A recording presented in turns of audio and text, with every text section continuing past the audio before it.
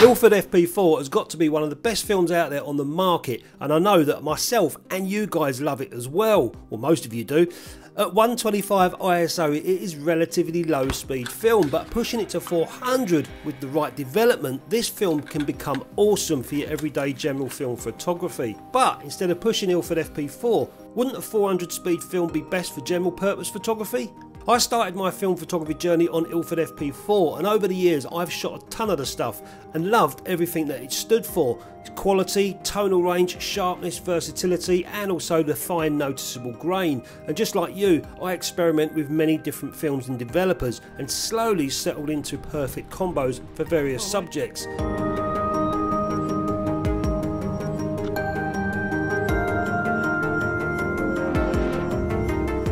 So what is it about Ilford FP4 that I like shooting on the streets?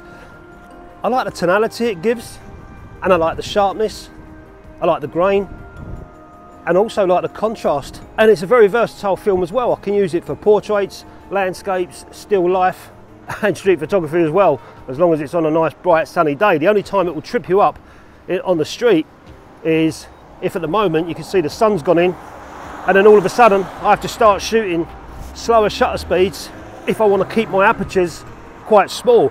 When I'm shooting street photography, or urban as some people call it, I like to be around f8, f11, f16. I don't generally like to go to 5.6 and more shallow. I don't like that shallow depth of field on the streets. So it's important for me to keep a decent speed that I can shoot handheld. And FP4 can give me that, except I have to push it to 400. Otherwise I'm going to get myself stuck when I start walking around shady areas or alleyways and stuff, still wanting to keep that aperture, but then I have to start slowing my shutter speeds down handheld. I can end up with a bit of shake.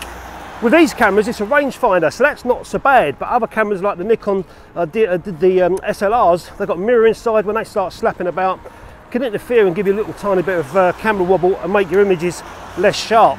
And not only that, it's when people are walking around, they're not going to be all out of focus or blurry, you know, all that motion blur.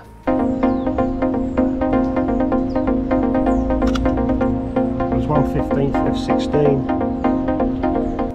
So let's mooch around these streets and see how I get on with this FP4 pushed to 400, which is what I normally do, and I'll show you the images as we go along. I've also got another roll of film. It's new to me. I don't think it's a new film on the market. It's relatively new.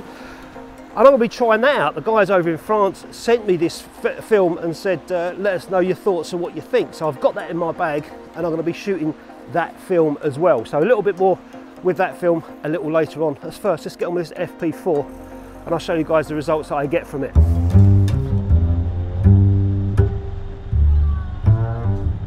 So some of you might be thinking, well, why don't I just shoot a 400 speed film such as Ilford HP5 or Kodak Tri-X 400? With Kodak Tri-X 400, that's a beautiful film. I'd love to shoot that all the time, but it is expensive. It's around £15 a roll, whereas Ilford HP5 and FP4 about £8 a roll. So, you know, it makes sense. And Fotopan 400, Kentmere 400, they're good films also, but Ilford HP5 and FP4 have just got the edge on those films. So some of you might be thinking, well, why not just shoot HP5? It's already set to 400 and you can get all the speed you like out of the camera.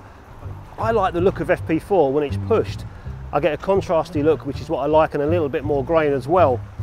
And as you know, if I'm going to be pushing this film to 400, that means I'm going to be underexposing by nearly a couple of stops. But in the development, I can bring that back up. So my highlights underexposed will be kind of muddy grey, you know. But in the development, if I develop longer, those highlights will boost back up.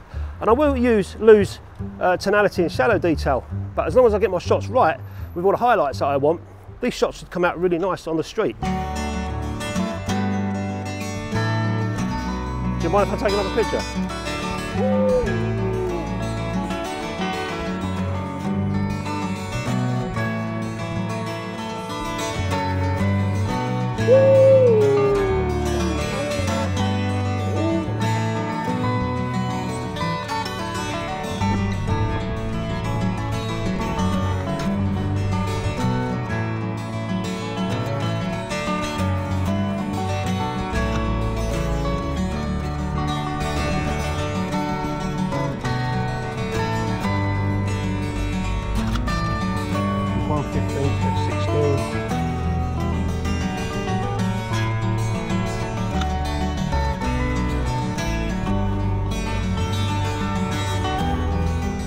So I just took 3 shots down that alley purposely while people were walking past. One at 115th, one at 130th and one at 160th. So I like shooting on the streets 250th, 500 if I can.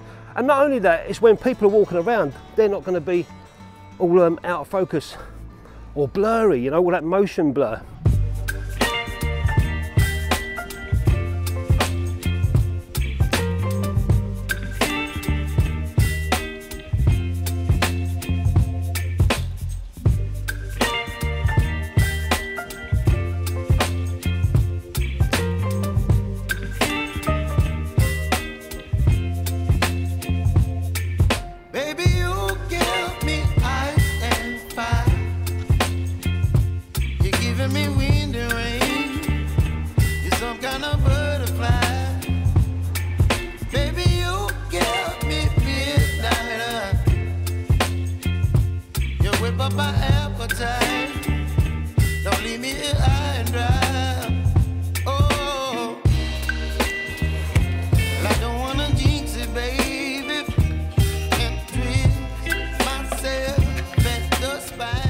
I've got some of this stuff on my hands. Look, street candy sent to me by the guys themselves. I think they're over in France.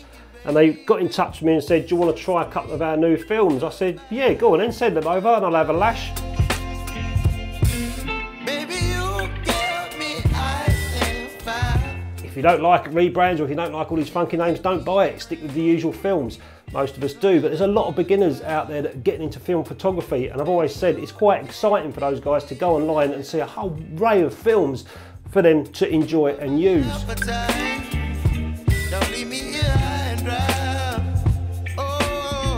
It's called ATM 400, and if you go on their website, it was actually surveillance or CCTV film that was used at ATM machines back in the day before digital. That's what it says. So it's one of those sort of films where you just go off, shoot it, experiment. If you like it, you like it. If you don't, you don't. But you've tried something new and you've had a bit of fun. And I'm trying to rack my brains thinking, when I was young, I used to go to the ATM machines. I don't ever remember a camera looking at me. Maybe there was. Maybe if I got irritated because I had insufficient funds and I started, you know, throwing me Big Mac and chips all over the keyboard of the ATM machine, they'd take a picture and grass me up to the bank police, you know.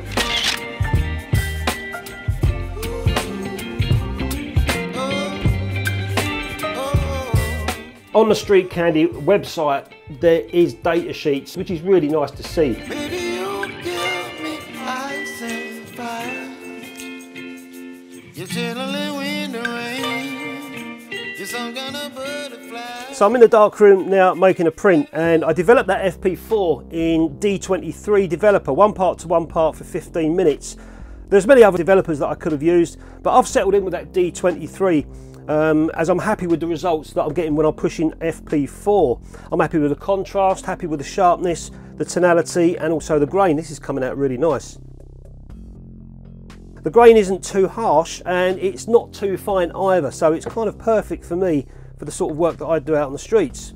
So what about this Street Candy ATM film? I'll be honest, I don't usually go for these experimental films, but I think they're fun to try, and you could be lucky and find the right developer, camera and film combo for your favourite kind of photography on the first roll and stick with it. But as you've seen on the photographs that I've took, I need a little bit more experimenting with that film. I've got 1 roll left, so I'll see what happens on that one. But as you can see on the negatives I've got from that film, I've got heavy contrast, they're grainy, and it looks like I've underdeveloped as well. I went with 510 PYRO and using the times on the massive dev chart, I think it was 8 minutes. And some of them actually look quite nice, and I can see how people can get excited by this sort of film. I think these sort of films, if you nail them and you can slot them in a particular place for your photography, they're going to work great for you. You know, they're different. They're not your normal run-of-the-mill films, so you do get a totally different look.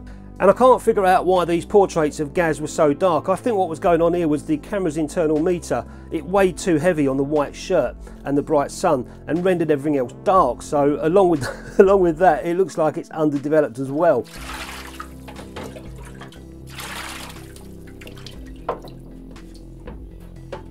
And I've just chose 1 negative to print from the ATM 400, which is a moped. I like mopeds. I haven't got one, but I like them. And I've just done a couple of test strips and they've come out, they look really nice, very grainy, but they look really, really gritty for street. So I'm using a contrast 5 filter because the negatives are quite flat. That's going to save the highlights for me and build around all the black, so it kind of makes it pop. 8 seconds on this contrast 5 filter. I'll show you this one being developed.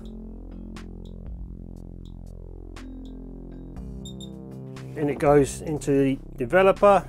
And I'm expecting this one to be contrasty and quite grainy as well. And there's a totally different feeling when you've got negatives on paper, on print from the darkroom than you do on Photoshop or inkjet. It's a totally different feeling when you look at the print. So coming into the darkroom, you know, putting these through Photoshop and sticking them out for you guys to see the scans, but actually coming into the darkroom I can see exactly how they print on the papers that I've got. And it ain't too bad, I must admit, it's not too bad. I can see this film really suiting street photography, as it's called Street Candy, but I can really see it suiting street photography if you like that contrasty, grainy look. But I've got a feeling that you need bags of light, nice sunlight, otherwise if you're going to go down alleys where it's even shade or even lighting, you're just going to maybe get a flat looking dull print. But then that's like with all photography, it's all light, you know. This is coming out quite nice. I didn't even know what that was. A Chinese restaurant, and off the wall, I don't know what that is in the background. This hasn't come out too bad for what I think was an undeveloped neg. If I developed that a little bit longer, those blacks would have crushed a bit more, giving me a bit more contrast. But it hasn't come out that bad at all. It's grainy, I can see the grain, but it still is a pleasing print for street photography, or even portraits maybe. And there it is there, hanging out to dry now. You can see the grain far more than you can on the FP4, but like I said, if that's the sort of look that you might want, it's kind of giving me, it looks similar to HP5 and Rodnall, the grain, but interesting film. So that's why I like buying FP4, and if I buy a brick of the stuff, I know that I can shoot it indoors at 125 and get a nice fine grain look and a superb looking print on portraits or any still life stuff indoors. If I want to go out on the streets and I need that bit of extra speed, I can feel comfortable that I can push it to 400 and get the results that I want. So that's why I like using FP4. I could buy a brick of HP5 for that, but why? I'll just buy the FP4 and push it whenever I need to. It works. And well done to Street Candy as well for bringing that film out, and all the other people that are respooling films, all these fancy funky films that they're finding and putting them out there. I think it's exciting for the community, and it's helping keep film alive, as they say. Anyway guys, hope you enjoyed the video. Keep shooting, have a great week. I'll catch you next time.